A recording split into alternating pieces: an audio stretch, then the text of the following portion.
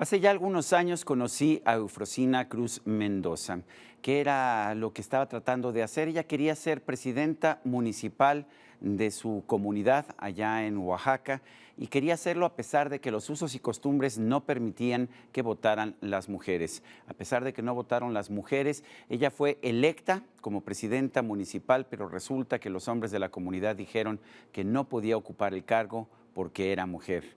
Mucho camino ha andado Eufrosina Cruz Mendoza y ha cambiado hasta la Constitución de los Estados Unidos mexicanos.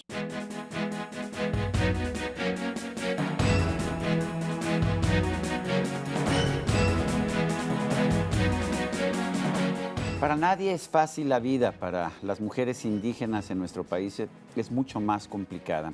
Eufrosina Cruz Mendoza dejó su casa cuando era una niña de 12 años, fue a trabajar al Istmo, allá también dentro de su estado de Oaxaca, vendió tamales, se hizo con una educación y después, muchos años después, regresó a su pueblo, Quiegolani, allá en Oaxaca, y quiso ser presidenta municipal.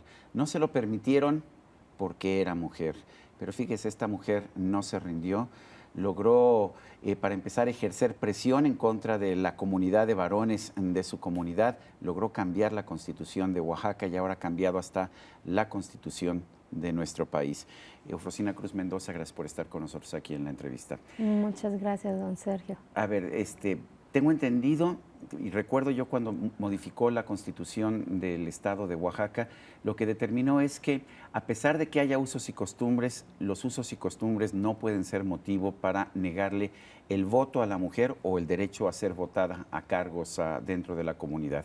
Pero está usted logrando esto también a nivel de todo el país. Cuéntenos, Eufrosina. Efectivamente, don Sergio, el problema, como yo siempre lo he dicho, no es el uso y costumbre de la que yo defiendo, que es mi fiesta, mi mayordomía, mi lengua, mi vestimenta, pero no la violación a mis derechos humanos, no la detención del desarrollo de nuestras comunidades, porque si dejas de ocupar la capacidad de esas mujeres, pues dejas también de ocupar el desarrollo, la aportación para el desarrollo de nuestros entornos, y que eso al final del día, que es lo que yo estaba buscando, que las mujeres indígenas de mi estado fueran visibles, que las mujeres de mi país indígenas sean visibles, que no nada más seamos como esos museos andantes, o sea, pareciera que así nos ven, no nos ven como mujeres capaces también para aportar para el desarrollo de nuestras comunidades. Dos, no es responsabilidad, hoy lo entiendo así, no es responsabilidad de los hombres de mi comunidad, porque muchos de esos hombres no saben leer, no saben escribir, ni siquiera saben cuáles son sus derechos humanos, pero sí es responsabilidad de toda una instancia de gobierno. Por eso tuve que arrebatar ese cambio a la Constitución de mi estado, por eso tuve también que arrebatar ese cambio a la Constitución de mi país para decir que también soy mexicana. ¿Cuáles son los cambios que se han hecho a la Constitución con base en este proyecto que usted ha impulsado desde que la conocí? Es una reforma al artículo 2 constitucional de este país, al apartado A, fracción tercera, en donde quedó plasmado que ningún uso y costumbre pueda violentar los derechos políticos electorales de las mujeres y de los hombres que habitan en las comunidades indígenas. Eso significará la nulidad de esa elección. ¿Y eso qué significa? Que ya podemos acudir a las instancias electorales para que ellos sean los que juzguen, para que se anulen esas elecciones y que nunca más ningún cacique, ningún gobierno diga que por el hecho de ser mujer no podamos gobernar nuestra comunidad, nuestra familia, no podamos decidir por nosotras cuántos hijos, cuántas hijas queremos tener. Ahora bien, el hecho de que las elecciones sigan siendo por usos y costumbres, ¿es eso correcto? Porque finalmente los usos y costumbres fueron la excusa con la cual a usted se le negó ser presidenta municipal de Quiegolani en el 2007. Efectivamente, y con esa excusa se hacían muchas violaciones de este tipo, de decir, es que por ser mujer no puedes ejercer tu derecho a participar para el desarrollo de la comunidad. Y con esta reforma, primero en la Constitución de mi estado, y se reformó también el Código Electoral de mi estado, en donde hay una dirección de usos y costumbres, en donde quedó plasmado que las comunidades primero garantizarán la igualdad entre hombres y mujeres. O sea, aquí no es de que si el uso y costumbre no permita, no, es que si en una comunidad le negaron una participación de una mujer, eso va a significar la nulidad de esa elección. Y ahí es el reto de la sensibilidad, porque ahora nos topamos con la insensibilidad de las instancias de gobierno, ¿no? Que ese es el verdadero reto ahora. Estamos viendo cambios en las leyes. Se cambió la Constitución del Estado de Oaxaca, se cambió la Constitución de la República Mexicana. Que no fue fácil, que Me casi imagino que no. 2 años y medio te topas con la insensibilidad del poder político de este país. A pesar de que el cambio era nada más de que también las mujeres podían tener derechos electorales como cualquier otra persona. Ese era el cambio, ¿no? Ese era el cambio, pero era sensibilizar a los que toman la decisión. En este país, desgraciadamente, en esa bola de cristal, pues están 10 hombres, no están mujeres también. Te topas y me topé con eso, con esa resistencia de decir, pues si en el artículo 1 ya dice que todos somos iguales, ¿y qué es el uso y costumbre? Te topas con una insensibilidad también de no entender que somos 19.5 millones de mexicanas y de mexicanos que nos consideramos indígenas, que también queremos participar, que también queremos decir cómo queremos las cosas. Que también quieren tener derechos iguales, porque yo recuerdo... Y obligaciones. Yo recuerdo que usted me platicaba que se había ido de su casa cuando niña porque no quería que la casaran a los 12 años y tener una vida como la de sus hermanas. Yo recuerdo eso. Efectivamente, como a mi hermana la más grande. Y ese es el reto, o sea, el reto ahora ya está plasmado en la Constitución de mi país, que era mi reto, que era mi sueño, que yo se lo platicaba, era de decir también a México que yo, Frosina, también soy mexicana, que yo también quiero participar para el desarrollo de mi estado, de mi país, que ya no nos victimicen como indígenas, sino que lo que queremos son oportunidades, y oportunidades significa que nos den una educación de calidad. Ya cambió las dos constituciones, Eufrosina. ¿Cómo se aplica ahora esta ley cuando sabemos que hay tanta discriminación hacia los indígenas y hacia las mujeres indígenas más que hacia cualquier otro grupo de la sociedad? Ahora le toca a los congresos locales modificar sus constituciones si en alguno de estos estados donde hay población indígena hay ese vacío legal.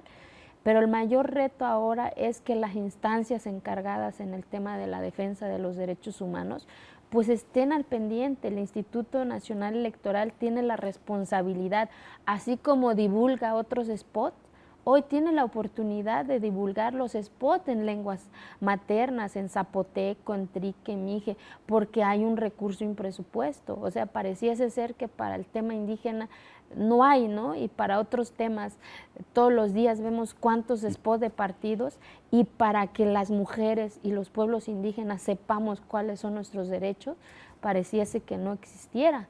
Y ahí yo creo que depende del Instituto Nacional Electoral, depende de la Comisión Nacional de Derechos Humanos, depende del Instituto Nacional de Mujeres y de los gobiernos estatales. Cuénteme cómo está la situación en su pueblo, en Quiegolani, estas instancias. Tengo entendido que ya hay mujeres regidoras. Ya en 2010 por primera vez ejercieron su derecho a votar y a ser votadas, y hay 4 regidoras que conforman el cabildo municipal. Yo ya llego al municipio, ya veo el rostro de mujeres también cuando se convoca a la asamblea por el aparato de sonido del pueblo.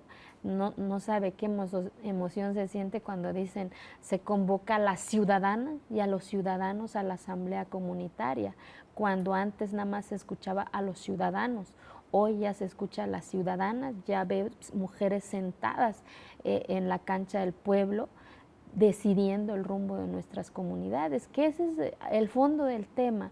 En primera instancia, que seamos visibles para el resto de esta sociedad, que yo se lo decía en la primera entrevista que tuve, me acuerdo, somos como esa hoja blanca que nadie se atreve a escribir.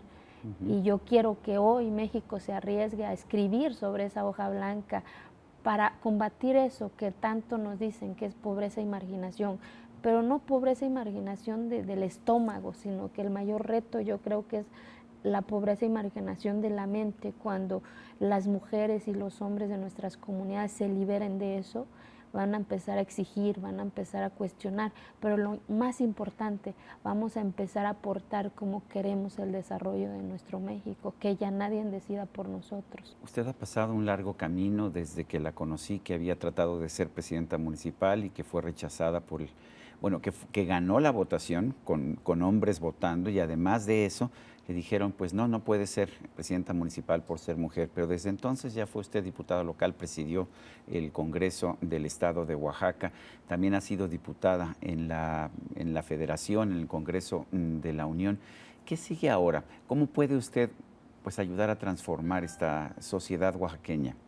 Yo creo que a Oaxaca y a Quiegolani le debo muchas otras cosas, el tema de educación, el tema de salud, el tema de sus caminos tan complejos.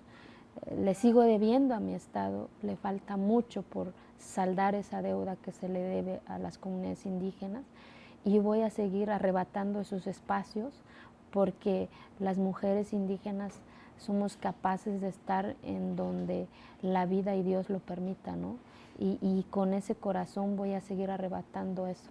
Eufrosina, ahora usted tiene un hijo. ¿Cómo le cambia la vida teniendo un hijo y además pues manteniendo esta trayectoria política que ha tenido en los últimos años? Yo creo que el que Dios me haya permitido ser mamá de Diego, Diego es mi motivación de hacerlo mejor, porque ahora sí tengo a alguien quien me va a cuestionar el día de mañana si no lo hago bien.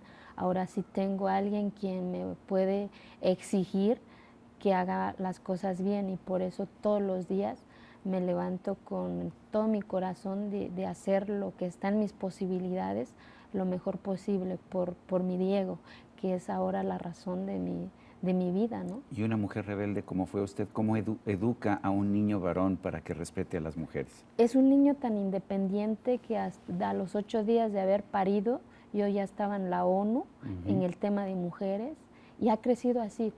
Ha entendido que mamá tiene que salir todos los días a luchar, ha entendido que también tiene que quedarse muchas veces 2, 3 días solo, y lo ha entendido, que ha sido independiente, entiende cuando yo le digo, bebé, voy a ir, mamá tiene que trabajar. Sí, mamá, dice a sus 2 años y 2 meses. Y yo creo que con ese amor y esa responsabilidad, pues se tiene que educar para que el día de mañana sepa que todos somos iguales. Yo recuerdo, Eufrosina, la primera vez que conversamos. A los dos se nos llenaron los ojos de lágrimas porque parecía una lucha imposible. ¿Pensó en algún momento que iba a cambiar hasta la Constitución de la República? Jamás, pero yo creo que así como esa primera entrevista, lo recuerdo bien, en donde tuve que arrebatar y demostrar que las mujeres, en general yo creo que las mujeres estamos listas, estamos preparadas para formar parte de este desarrollo de este México, porque también tenemos capacidad, porque también queremos a México, y la vida se construye de sueños también. Yo dije que un día iba yo a cambiar la constitución de mi estado, y de ahí llegué a la legislatura y dije, tengo que cambiar la constitución de mi país, y a regañadientes. Hoy, el 22 de mayo, ya se publicó en el Diario Oficial de la Federación de este país, que ya es una reforma a la Constitución de mi país, porque México también es mi país, porque México también es de las comunidades indígenas, porque al final del día pues, somos seres humanos, hombres y mujeres. Eufrosina Cruz Mendoza, diputada federal y gran luchadora por los derechos de las mujeres indígenas. Gracias por estar con nosotros aquí en la entrevista. No, al contrario, y quiero de verdad que esta reforma también se la dedico a usted, porque el primer señor que me pagó un boleto de avión para ir a su entrevista fue usted, y gracias a esa voz, que dio esa visibilidad al tema, hoy es una reforma ahí en la Constitución, y que usted y yo lo demostramos, que era una deuda que se le debe a las mujeres indígenas. Ahora nos queda el otro reto, ¿no? Que haya más mujeres en los espacios tomando la decisión de este México. Gracias, Eufrosina. Y a usted, amigo televidente, que hace posible este programa, se lo agradezco también. Esto es todo por hoy, pero no se le olvide. Nos vemos la próxima.